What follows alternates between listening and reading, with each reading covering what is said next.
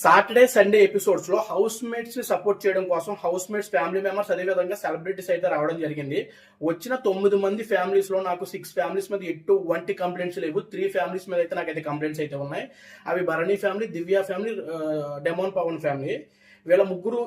ఈ 3 ఫ్యామిలీస్ కూడా big boss season 9 చూడకుండా, బిగ్ బాస్ సీజన్ 9 మీద మినిమం నాలెడ్జ్ లేకుండా, టాప్ లో ఎవరున్నారు, బిగ్ బాస్ హౌస్ లో అసలు ఎవరు ఏంటి అనేటువంటిది తెలుసుకోకుండా స్టేజ్ మీదకి వచ్చేసి టాప్ 5 ఆర్డర్ పెట్టారనే ఫీలింగ్ అయితే నాకు కలిగింది. ఎందుకంటే కళ్యాణ్ పడాలనేటువంటి వ్యక్తి టాప్ 2 కంటెస్టెంట్. అలాంటి వ్యక్తిని టాప్ 5 లో కూడా పెట్టాల. టాప్ 5 కూడా డిజర్వ్ కదా మనోడు. ఎంత స్ట్రాంగ్ కంటెస్టెంట్, ఎంత బాగా ఆడుతున్నాడు. అలాంటి వ్యక్తిని టాప్ 5 లో కూడా పెట్టలేదంటే వాళ్ళు బిగ్ బాస్ సీజన్ 9 చూడకుండా అయినా రావుండాలి, లేదా ఆడు కామన్ మ్యాన్ ఆడిని టాప్ లో పెట్టడం ఏంటనే చిన్న చూపైనా చూసుండాలి. ఏదేమైనా సరే కళ్యాణ్ పడాలని ఎక్కడ పెట్టినా, ఏ పొజిషన్ లో పెట్టినా కళ్యాణ్ పడాల వెంట్రుకు మొక్కతో సమానం అని నేను చెప్తాను. ఎందుకంటే నాకు స్ట్రాంగ్ గా అనిపిస్తుంది సీజన్ 9 విన్నర్ ఖచ్చితంగా కళ్యాణ్ పడాలని నాకు ఎందుకో స్ట్రాంగ్ గా గట్టిగా అనిపిస్తుంది.